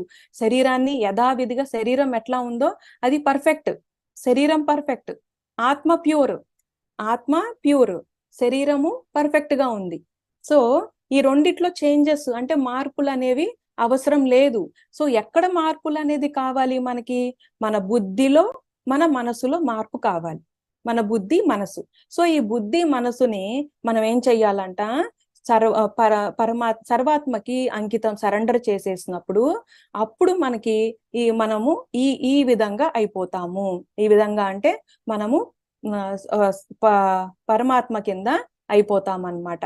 అంటే మనం వచ్చిన జీవాత్మ నుంచి సర్వాత్మ నుంచి పరమాత్మ అయిపోతాము. అది చెప్పున్నారనమాట పత్రి సార్. సో అది బాబాజీ ముద్ర. సో బాబాజీ ఏమంటున్నారు? మనల్ని మన బుద్ధిని మన మనసుని మన ఆత్మకి సరెండర్ చేసేయమంటున్నారు. సో సరెండర్ చేసేయటం అంటే ఎట్లాగా? మళ్ళా మనము ఎట్లాగా దేవుడా నువ్వే దిక్కు, నువ్వే అట్లాగా తీసుకో అని అంటాం కాదు. సరెండర్ చేయటం అనేది ధ్యానంలో అవుతుంది. ధ్యాన సాధన చేసినప్పుడు ఆటోమేటిక్ గా మన బుద్ధి మన మనసు ఈ సర్వాత్మకి మనము సరెండర్ అయిపోతుంది. ఎప్పుడైతే శ్వాస మీద ధ్యాస పెడతామో మనం ఆలోచన రహిత స్థితికి వెళ్ళినప్పుడు మన ఆత్మ ఇతర మన హయ్యర్ కాన్షియస్ మన పూర్ణాత్మతోటి కనెక్ట్ అవుతుంది, జ్ఞానాన్ని తీసుకుంటూ ఉంటుంది. జ్ఞానం తీసుకున్నప్పుడు పరమాత్మ అయిపోతుంది అన్నమాట. సో అది ఈ ముద్రలో ఉన్న మన అర్థము. అది బాబాజీ ముద్ర. ఇంకా ఏంటి అంటే మరి ఇట్లానే ఈ మన పరమాత్మలు అయిన వాళ్ళు ఆదిశంకరాచార్య, మరి శివుడు, కృష్ణుడు, జీసస్ క్రైస్ట్, వీళ్ళందరూ కూడా అట్లానే అన్నమాట సాధన చేసి. ఇంకా మహావతార్ బాబాజీ ఎలా అంటే ఆదిశంకరాచార్యకి, తర్వాత జీసస్ క్రైస్ట్ కి కూడా ఈ క్రియాయోగం అనేది ఆయన ఇచ్చున్నారు అనేది ఉందన్నమాట పరమహంస యోగానంద గారి ఆర్టికల్ దాంట్లో. సో జీసస్ క్రైస్ట్ కూడా నేర్చుకున్నారు, సాధన చేసున్నారు ఇవన్నీ కూడా. సో వాళ్ళందరూ ఎన్లైటెన్ మాస్టర్ ఎట్లా అయ్యారు? సాధనతోటే, ప్రాక్టీస్ తోటే అయ్యారనమాట. సో దానికి మనకేమి షార్ట్ కట్స్ లేవు, స్పిరిచువాలిటీలో షార్ట్ కట్స్ అనేవి లేవు. సో అది మనం గుర్తుపెట్టుకోవాలి. నెక్స్ట్ బాబాజీ ఎలా ఆయన శరీరాన్ని అలాగా ఫుడ్ తోటి ఎలా ట్రైన్ చేసుకున్నారని కొంచెం ఒకసారి చెప్పారనమాట. సో బాబాజీ ఏం చెప్పారు అంటే మితాహారం నుంచి మితాహారం నుంచి నిరాహారానికి అని అన్నారు. అంటే మితాహారం కొంచెం ఆహారం నుంచి అస్సలు ఆహారం లేకుండా, అది ఒక్కసారితోటి అవ్వదు, ఒక్క రోజులో అట్లా కాదు. సో అదేంటి అంటే మెల్లమెల్లగా బాబాజీ ఏమన్నారు, ఆయన ఫస్ట్ రోటీలు తినేవారంట వారంలో అట్లాగా. అక్కడ మరి నార్త్ లో రోటీలే కదా, ఆయన రోటీలు దుంపలు అట్లా ఉండేవి. సో అది కూడా సాత్వికమైన ఫుడ్ మెయిన్ మనకి. సో అట్లాగా పత్రిసారి చెప్పున్నారు, సాత్వికమైన ఫుడ్ తినాలి మనం. సో అంటే ఎక్కడ వెల్లుల్లి మసాలాలు ఇట్లాంటివి ఎక్కువ లేకుండా సాత్వికమైనది అనమాట. సో ఆ సాత్వికమైన ఫుడ్ ఆయన తినుకుంటూ మెల్లమెల్లగా ఆయన సాధన పెంచుకుంటూ ఆహారాన్ని తగ్గించుకుంటూ ఉన్నారు. ఆయన కావాలని ఆహారం తగ్గించుకోవాలా, మీరు ఎక్స్పెరిమెంట్ చేసి చూడొచ్చు మనం. ఎందుకంటే నేను కూడా ఒక 2 గంటలు అలా కంటిన్యూస్ గా ధ్యానం చేసినప్పుడు తీసుకున్న ఆహారం కొంచెమే వెళ్తుంది, తినాలనుకున్నా తినలేను, అలా చూస్తున్నాను అనమాట. ఎందుకు అంటే ఆల్రెడీ మన శరీరము శక్తి పుంజుకుని ఉంటుంది, తీసేసుకుని ఉంటుంది శక్తిని. ఇంకా ఆహారము ఈ శరీరం నిలబడడానికి కొంచెం మట్టుకే తీసుకుంటది అనమాట, ఎంత కావాలో అంత మట్టుకే తీసుకుంటాము. సో అట్లాగా ఆయన ఒక పక్క సాధన పెంచుకుంటూ ఆయన ఫుడ్ని కూడా మెల్లగా తగ్గించుకుంటూ, తర్వాత వారంలో 2 రోజులంట, ఒక రోజు తింటూ ఒక రోజు తినక అట్లాగా చేసుకుంటూ ఆఖరికి ఆయన ఆహారం లేకుండానే ఉండేలాగా ఆయన శరీరాన్ని చేసుకున్నారు అని అన్నారనమాట. సో ఆయనకి ఇది సాధన, ఇది కూడా ఏంటి అంటే చాలా రోజులు, ఆయనకి చాలా ఏళ్ళు పట్టింది ఇది రావటానికి. ఓకే, సో వెంటనే అట్లాగా ట్రాన్స్ఫార్మ్ అవ్వాలంటే మనం ఎంత చేయగలుగుతామో అలా చేసుకుంటూ పోవాలి అంతే. అట్లాగా ఆయన నిరాహారము నుంచి మితాహారం నుంచి నిరాహారం అనమాట, అట్లాగా వచ్చున్నారు. నెక్స్ట్ మనం ఇప్పుడు ఆయన సాధన గురించి తెలుసుకున్నాము, ఆయన ఏం చెప్పారో తెలుసుకున్నాం. ఇప్పుడు బాబాజీ కేవ్స్ వెళ్దాం. సో బాబాజీ కేవ్స్ ఎక్కడ ఉన్నాయి, బాగా మనకి చాలా మంది మాస్టర్స్ వెళ్ళి అక్కడ ధ్యానం చేసుకోవటము, ఆయన ధ్యాన సాధన కనెక్షన్ జరగటము, ఇట్లాంటివన్నీ చాలా అనుభవాలు ఉన్నాయి కదా. మహావతార్ బాబాజీ కేవ్స్ అంటారు. సో అది ఎక్కడంటే హిమాలయాల దగ్గర కుకుచినా అనే ప్రాంతంలో, అక్కడ ద్వారాహట్ ఉత్తరాఖండ్ అన్నమాట. అంటే నార్త్ ఇండియాలో ఈ కేవ్స్ అనేది ఉన్నాయి.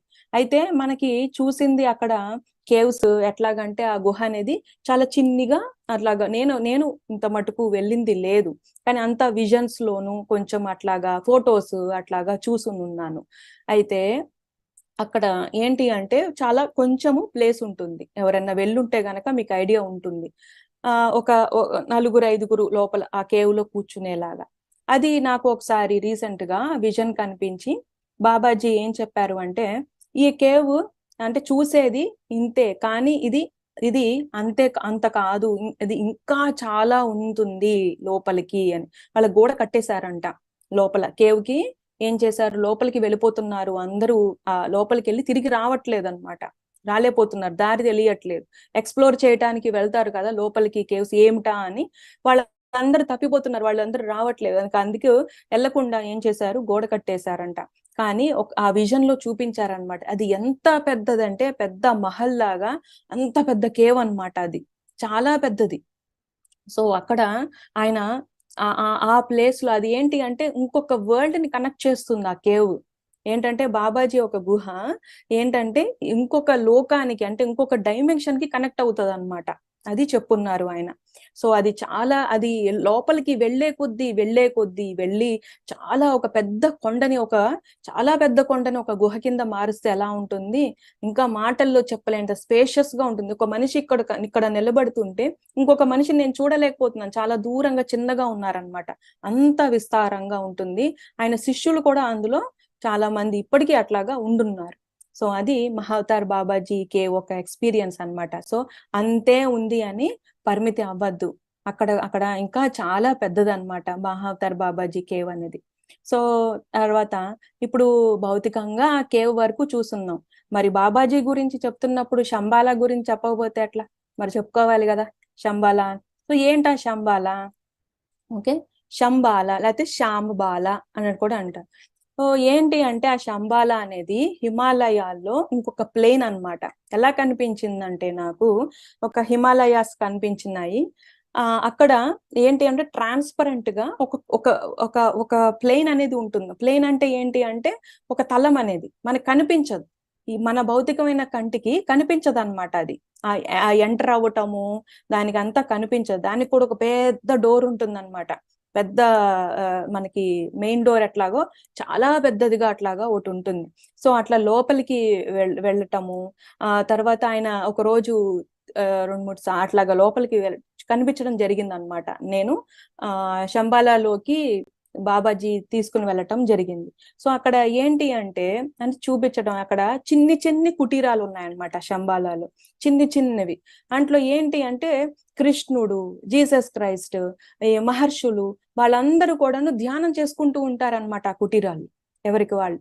సో అక్కడ ఈ ప్లేస్ ఎలా క్రియేట్ చేసుకున్నారు అంటే, ఈ మాస్టర్స్ అందరూ కూడా ఈ భూమి మీద అట్లా ఉంటే గనక వాళ్ళకి మనకి వాళ్ళు కనిపించరు. ఒకటి, వాళ్ళు సపరేట్ గా ఉండాలి వాళ్ళ పనులు కావాలంటే. అంటే వాళ్ళకంటూ ఒక తలం అంటూ అట్లా ఉన్నప్పుడు వాళ్ళ పనులు చేసుకోవటానికి వాటికి వాళ్ళకు ఉండాలి కదా. సో అట్లా ఒకటి క్రియేట్ చేసుకున్నారు అందరూ కలిసి, ఒక ప్లేన్ ని వాళ్ళు క్రియేట్ చేసుకున్నారంట. దాంట్లో లహరి మహాశయ కూడా చూసున్నాను. సో లహరి మహాశయ, జీసస్ క్రైస్ట్, తర్వాత ఇతర మహర్షులు వాళ్ళు కూడా ఉన్నారు అక్కడ పత్రి సార్ కూడా వస్తూ ఉంటారు. మహావతార్ బాబాజీ తోటి మాట్లాడుకుంటూ ఉన్న విషయం కూడా ఉన్నాయి. ఏం చేస్తారు, ఏం చర్చించుకుంటారు మరి అక్కడ అందరూ, ఎందుకు అది క్రియేట్ చేసుకున్నారు? భూమి కోసం పనులు, భూమి యొక్క వైబ్రేషన్ మార్చడానికి, ఫ్రీక్వెన్సీ మార్చడానికి ఏం చెయ్యాలి. మరి శాకాహార ర్యాలీస్ మనకు అవుతున్నాయి, అంత ధ్యాన జగత్ అవ్వాలంటున్నారు, పిరమిడ్ కన్స్ట్రక్షన్స్, ఇవన్నిట్లో వాళ్ళ ఇంట్యూషన్ అంటే వాళ్ళ అక్కడ ప్లానింగ్ అనేది జరుగుతూ ఉంటుంది అనమాట. ఎప్పుడో జరిగిపోతా ఉంటాయి ప్లానింగ్స్ అన్ని. మనకి ఇక్కడ సమయం వచ్చినప్పుడు ఎవరో ఒకరు త్రూ మెసేజ్ ఇవ్వటము, లేకపోతే ఒక ఇంట్యూషన్ ఇవ్వటము, అట్లానే ఇలా పనులు అనేది జరుగుతూ ఉంటాయి అన్నమాట, ఎవరెవరైతే కనెక్ట్ అవుతూ ఉంటారో ఈ మెసేజ్ కి వాటికి. సో ఇట్లాగా ఆ శంబాల అనేది ఎట్లా అంటే ఒక లైట్ గోల్డెన్ కలర్ అన్నమాట. ఎంత ప్రశాంతం అంటే అక్కడ పక్షులన్నీ కూడాను రంగులుగా, నేనైతే ఈ భూమి మీద చూడలేదన్నమాట, అంత మంచిగా ఉన్నాయన్నమాట ఆ పక్షులన్నీ. తర్వాత అక్కడ ఏంటి అంటే ఒక సన్సెట్ వచ్చింది అనుకోండి, సూర్యాస్తం అప్పుడు ఎలా సూర్యుడు ఒకలాంటి బంగారుపు రంగులో ఉంటారు, అట్లాంటి ఎనర్జీస్ ఉంటుందన్నమాట. సో అక్కడ ఇతర మాస్టర్స్ ఉన్నారు, తర్వాత ఇతర బాబాజీ యొక్క శిష్యులు ఎవరైతే అక్కడ ఉన్నారో అక్కడ వాళ్ళు ఉన్నారనమాట. అక్కడ వెళ్ళటం, అది శంబాల అనేది ఏంటి అంటే ఒక సపరేట్ ప్లేన్ అట్లాగా. కానీ ఇప్పుడు అది కనెక్ట్ అయిపోయింది. మనకి ఎక్కడన్నా మనం ఎట్లా కనెక్ట్ అవ్వాలి అండి ఇలా మాస్టర్స్ కి అన్నప్పుడు, ఏమీ లేదు, ధ్యానం చేయడమే. చేసినప్పుడు ఆటోమేటిక్ గా కనెక్షన్ అనేది జరిగిపోతా ఉంటుంది. సో అట్లా అది శంబాల, అన్నోన్ ప్లేస్ అన్నమాట, కనిపించదు మనకి. సో ఇప్పుడు బాబాజీ చెప్పిన ఒక సీక్రెట్ టు ఎన్లైటన్మెంట్ అంటే జ్ఞానోదయానికి ఏంటి ఒక సీక్రెట్ అనేసి ఆయన చెప్పున్నారు ఒక రోజు. ఏంటంటే ప్రేమ అన్నారు. ప్రేమ అన్నమాట. ప్రేమ అనటమే అన్కండిషనల్ లవ్. ప్రేమ అంటే కండిషన్స్ ఉండదు, ప్రేమ అంటేనే అన్కండిషనల్ అంట అని చెప్పున్నారు. సో అది ఇస్తేనే, నువ్వు ఇది ఇస్తేనే నాకు ప్రేమ, ఇలా కండిషన్స్ పెట్టామంటే అది ప్రేమ కాదు. సో ఎవరికి వాళ్ళు మనం చెక్ చేసుకోవాలన్నమాట. అది పిల్లల దగ్గర, ఇంట్లోనో, ఫ్రెండ్స్ దగ్గర ఇలాగా మనం అలక చేసుకుంటూ అలిగి అవన్నీ అన్కండిషనల్ లవ్. సో ఇట్లాగా అన్కండిషనల్ లవ్ అంటే ఆ అన్కండిషనల్ లవ్ లో క్రిటిసిజం ఉండదు, ఎవరిని మనం జడ్జి చెయ్యము, ఎవరి పట్ల మనకి కంప్లైంట్స్ ఉండవు, ఏముండదు, అంతా అన్ని జీవరాశుల పట్ల ప్రేమ. ఆయన అది అన్నారనమాట. నువ్వు మొత్తం నీ హృదయం మొత్తం ప్రేమతోటి నింపుకో, నువ్వు ప్రేమతోటి ఉండు, ఆ ప్రేమే నిన్ను ఉన్నతి తలాలకి తీసుకుని వెళ్తుంది అని అన్నారు. ఉన్నత తలాలకి అన్నమాట వెళ్ళాలి అంటే మనము ప్రేమ తత్వంతో ఉండాలి. సో అదొక్కటి మనకి చాలు. అంటే ప్రతి జీవరాశి పట్ల ప్రేమ, ఆ జీవరాశిలో మన తన అనేది లేదు. సో అందుకనే పత్రి సారు ముందు నుంచే no complaints, no judgements, no comments ఇట్లాగా అన్నారు. సో మనల్ని ఆ ప్రేమ ఎలా వస్తుంది అది కూడా ఆయన చెప్పారు, సెల్ఫ్ లవ్ త్రూనే వస్తుంది అని అన్నారు. సో సెల్ఫ్ లవ్ అంటే మనని మన స్వీయ ప్రేమ అన్నమాట. మనం మనతోటి ప్రేమతో ఉండటము, మన శరీరాన్ని ప్రేమించటము, మన అన్ని మన దాంట్లో గుణాలను కూడా ప్రేమించాలి. సో ఎప్పుడైతే ఈ ప్రేమ తత్వంతో ఉంటామో అప్పుడు మనము ఆ ప్రేమ రుచి తెలుస్తుంది మనకి. అప్పుడు అందరితోటి ఆ ప్రేమ అనేది మనము పంచుతామన్నమాట. సో అది సీక్రెట్ టు ఎన్లైటన్మెంట్ ఏంటి అంటే ప్రేమ, లవ్ అనేది అన్కండిషనల్ లవ్. తర్వాత ఇప్పుడు ఆఖరణ లాస్ట్ లో మేడం ఓకేనా, ఒక 5 minutes. సో ఏంటి అంటే బాబాజీ సెషన్ కి వచ్చే ముందు ఏం చెప్పారు అంటే కొన్ని జనాల్లో అపోహలు ఉన్నాయి, ఆ అపోహల్ని ఎట్లాగా తీసేయాలి అని ఆయన కొన్ని చెప్పున్నారనమాట. కరెక్ట్ గా సెషన్ కి వచ్చే 1 గంట ముందు ఈ అపోహలు తీసేయాలి. ఫస్ట్ది ఏంటి అంటే బాబాజీ తోటి కనెక్షన్ ఉండాలి అంటే ఫోటో ఉండాలా, అవసరం లేదు. ఇంట్లో ఫోటోలు అవసరం లేదు. మా ఇంట్లో ఒక్క ఫోటో కూడా ఉండదు బాబాజీది, మహావతార్ బాబాజీది. ఆయన చెప్పున్నారు ఫస్ట్ లోనే, ఆయన కనెక్ట్ అయిన వెంటనే నా ఫోటో గాని, నా ఫోటోని పూజించటం గాని, నా ఫోటోని పెట్టుకుని ఆరాధన భావంతో గాని చెయ్యొద్దు అని అన్నారు. ఎందుకంటే మళ్ళీ మనం ఆ మార్గంలోకి వెళ్ళిపోతాం. ఒక ఆత్మ తెలుసుకోవాలంటున్నప్పుడు ఆత్మకి మన ఆత్మకి మన ఫోటో ఏమన్నా ఉంటుందా? ఉండదు. మన ఫిజికల్ బాడీకి ఉంటుంది. అంటే ఎంతసేపు బాబాజీ అంటే ఒక ఫిజికల్ గా అట్లానే రూపం అనుకుంటాం, కాదు. ఆయన ఎన్నో రూపాలతో ఉంటారు. ఒక గాలిగా కూడా ఆయన కాన్షియస్నెస్ వస్తుందంట. సో అలా ఆయన చైతన్యం అలా ఉంటుంది. సో అట్లా ఉంటున్నప్పుడు ఒక రూపాన్నే ఎందుకు తలుచుకోవాలి? బాబాజీ అంటే ఇట్లా ఉంటారు అట్లాగాని కాదు, బాబాజీ ఎన్నో రూపాల్లో ఉంటారు, ఎన్నో రకాలుగా. సో ఫోటో అనేది ఒక్కటే, ఆయన ఫోటో ద్వారానే ఇంట్లో అట్లా ఫోటో ఉంటే, లేకపోతే మన దగ్గర ఫోటో ఉంటేనే కనెక్ట్ అవుతారు, రోజు ప్రతిసారి ఆ బాబాజీ ఫోటో చూసుకుంటే కనెక్షన్ జరుగుతుందంటే జరగను కాక జరగదు అని చెప్పమన్నారు. సో ఏంటి అంటే ఫోటో ద్వారా కూడా ఆయనకి అవ్వదు, అవసరం లేదన్నమాట మనకి. అలా నెక్స్ట్ ఇంకోటి ఏంటంటే బాగా మహావతార్ బాబాజీ మెడిటేషన్ అంటే ఆయన మ్యూజిక్ పెట్టేసుకుంటాం. మహావతార్ బాబాజీ ఆ క్రియా యోగ మంత్రం కానీ ఆ మ్యూజిక్ కానీ ఉంటుంది కదా మహావతార్ బాబాజీ, అస్సలు వద్దనేసారు అనమాట. ఇలాగా కనెక్ట్ అవ్వాలంటే అదే మ్యూజిక్ ఉండాలి అనేది అవసరం లేదు అని అన్నారు. అంటే మ్యూజిక్ లేకపోయినా సరే మనము కనెక్ట్ కాగలము, మహావతార్ బాబాజీ తోటి అందరూ కనెక్ట్ కాగలము మనము అని చెప్పమన్నారు. అది సో ఏంటి అంటే ఫోటో లేదు, మ్యూజిక్ అనేది ఆయన మ్యూజిక్కే పెట్టుకోవాలని లేదు. ఇది ఏంటి అంటే మనకి ఇష్టమైతే ఓకే, కానీ ఇలా కండిషన్ పెట్టుకోవడం కాదు. కనెక్ట్ అవ్వాలంటే ఇవి చెయ్యాలనేది రూల్ లేదన్నమాట. సో అదొకటి ఆయన చెప్పున్నారు, మ్యూజిక్ ఒకటి. తర్వాత ఆయన ప్లేస్, అరే ఇంత మటుకు కేవ్ కి వెళ్ళలేదే, ఇంత మటుకు ఆయన ప్లేస్ కు వెళ్ళలేదు, ఆయన ఎట్లా కనెక్ట్ అవుతారు, అట్లాంటి కండిషన్ కూడా లేదు. మరి నేను వెళ్ళలేదు ఇంత మటుకు అని చెప్పున్నారు కదా. సో ఏంటి అంటే అక్కడ ఇట్లా లేదు, అవసరం లేదు, వెళ్ళి అక్కడ సాధన చేసుకోవచ్చు, పర్వాలేదు, ఇష్టమైతే ట్రావెల్ చేయగలిగితే. కానీ ఇట్లాగా మనల్ని మనం నింద చేసుకోవటం, లేకపోతే ఆయనకి ఇట్లా కండిషన్స్ పెట్టుకోవటం అనేది ఈ 3 గట్టిగా చెప్పారనమాట. ఫోటో, ఆయన మ్యూజిక్, తర్వాత ఆయన ప్లేస్ కి వెళ్ళటం అనేది లేదు. మ్యూజిక్ లేకపోయినా శ్వాస మీద ధ్యాస పెట్టి కూర్చుంటే చాలు, ఆటోమేటిక్ గా కనెక్షన్ అనేది జరిగిపోతుంటుంది. తర్వాత ఆశ పడకూడదు, నాకు ఫలానా గురువు, ఫలానా మాస్టర్ నుండి కనెక్షన్ కావాలి అని, అది ఆశ అవుతుందంట మెంటల్ గా. అంటే మనం ఆశపడడం అది. సో ఎప్పుడు కూడాను గురువు సెలెక్ట్ చేసుకుంటారు, లెట్ గురు సెలెక్ట్ అంటారు. మనము రెడీగా ఉన్నామంటే మనతోటి ఏం పని ఉంటుందో, మనకి ఎటువంటి జ్ఞానం ఇవ్వాలో ఆ గురువు కనెక్ట్ అయిపోతారు. ఎందుకు మనం భేదాలు చూస్తాము? మహావతార్ బాబాజీనే కావాలి, ఇదే ఫలానా వాళ్లే కావాలి అని ఎందుకు చూడటము? అందరూ ఒకటే.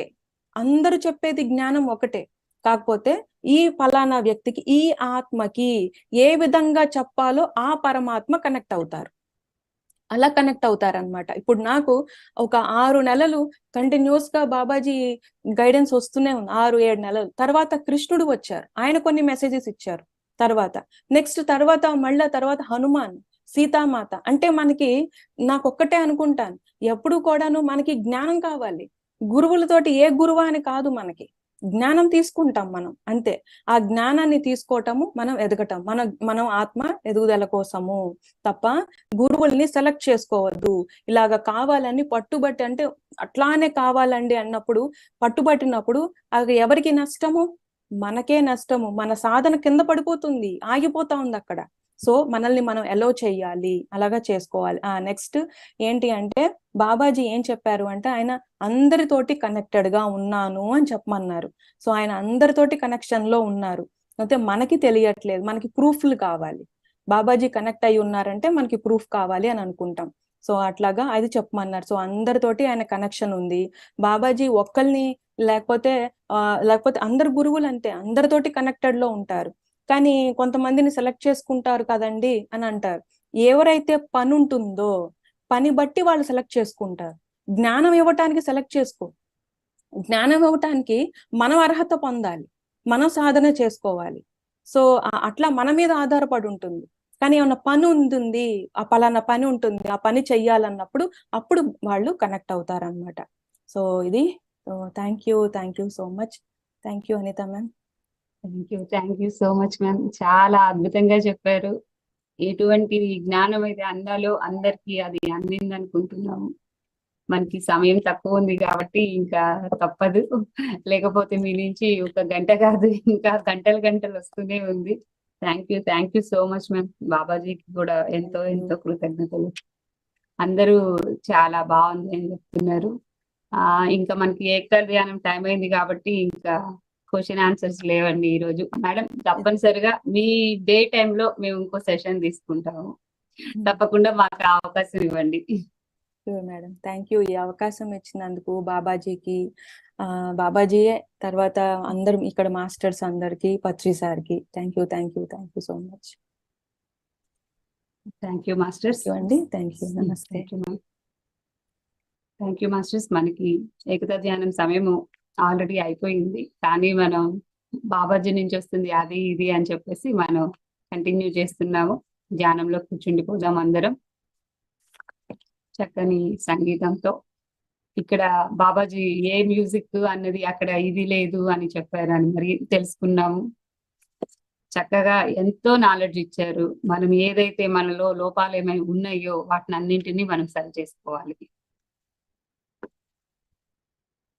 ఎన్లైటన్మెంట్ కి దగ్గర దారులు. ఎక్కడికి వెళ్ళినా ఏది చేసినా మన సాధన ఉండాలి, అన్కండిషనల్ లవ్ తో ఉండాలి. ఎటువంటి అపోహలు పెట్టుకోవాల్సిన పని లేదు, ఆ ఫోటోలని వాటిని చూడాల్సిన ఇది లేదు. మనం ప్యూర్ హార్ట్ తో మన సాధన చేసుకోవాలి. Thank you masters. మనందరికీ ఇంత గొప్ప అవకాశం ఇచ్చిన మన గురువులందరికీ వేల కృతజ్ఞతలు తెలుపుకుందాం.